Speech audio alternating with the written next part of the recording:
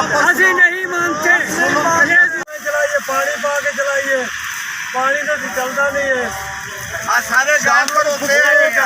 Pump वाले जेडे ने वो मारते ने मुंह दे उत्ते आते ने डीजल इतना आसिया ने इतना महंगा क्यों दे रहे हो?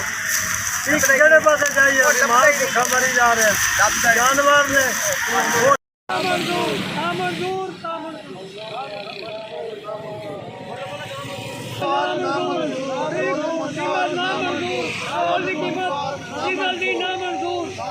ਕਹਿੰਦੇ ਸੀ ਜੀ ਅਸੀਂ ਵੀ ਕੱਪੜੇ ਵੇਚ ਦਿਆਂਗੇ ਮਜ਼ਦੂਰਾਂ ਵਾਸਤੇ, ਸਭ ਕੁਝ ਕਰ ਦਿਆਂਗੇ, ਤੇ ਹੁਣ 35 ਰੁਪਏ ਪੈਟਰੋਲ ਹੋ ਗਿਆ, 35 ਰੁਪਏ ਡੀਜ਼ਲ ਹੋ ਗਿਆ।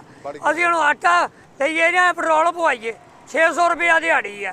ਤੇ ਮੀਆਂ ਸਾਹਿਬ ਮਿਹਰਬਾਨੀ ਕਰੋ, ਇਹਨੂੰ ਉੱਥੇ ਹੀ ਲੈ ਆਓ, ਇੱਥੇ ਆ ਗਏ ਸੀਗੇ ਉਦੋਂ ਤੱਕ ਕਹਿੰਦੇ 60 ਰੁਪਏ ਆ, ਤੇ ਅਸ਼ਾ ਖਾਣ ਡਿਆ ਇਮਰਾਨ ਖਾਨ। ਹੁਣ ਮਿਹਰਬਾਨੀ ਕਰੋ, ਮਜ਼ਦੂਰ ਬੰਦੇ ਆ, ਤੇ ਮਿਹਰਬਾਨੀ ਕਰੋ ਵੀ ਇਹਨੂੰ ਉੱਥੇ ਹੀ ਲਿਆਓ ਜਿੱਥੇ ਹੈਗਾ ਵਾ।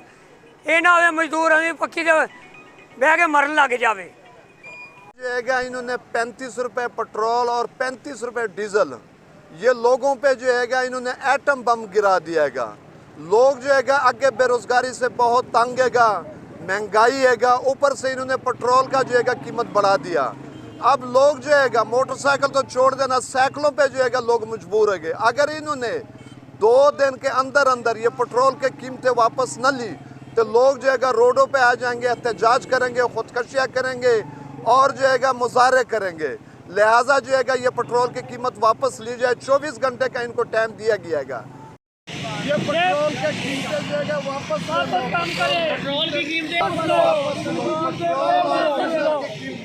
ਅਸੀਂ नहीं मानते, ये जुल्म हो गया है। नहीं मानते।